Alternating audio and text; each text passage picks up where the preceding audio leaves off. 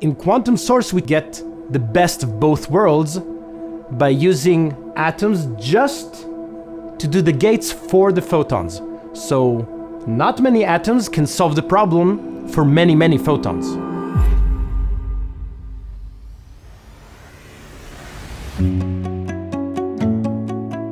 So the technology to build quantum computers from technologies like superconductors, trapped ions, or even cold atoms is pretty known. However, those machines are today limited by their size. They are not capable of running the large-scale computation that is needed in order to unlock the huge potential of quantum computing. Unless we have a solution to scale up those machines to millions of qubits, the machines that we will build are very nice scientific achievements. However, their commercial usefulness is going to be pretty limited.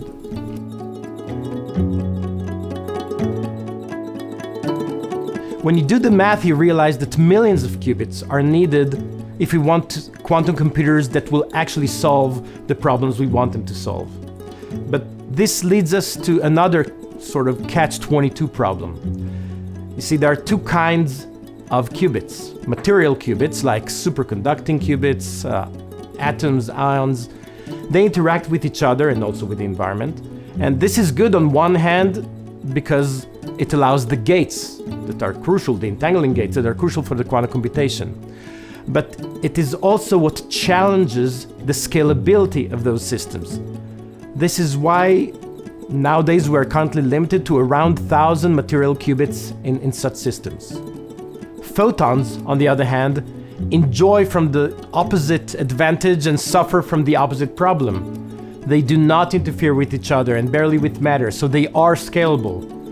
But at the very same time, since they do not interfere with each other, since they do not interact, it's very challenging to do the gates with them.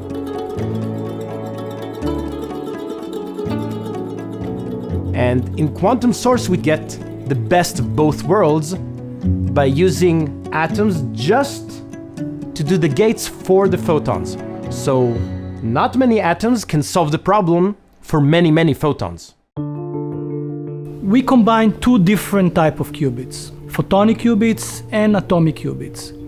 The photons provide us the scalability, the robustness to noise, and the atoms provide us the ease of entanglement.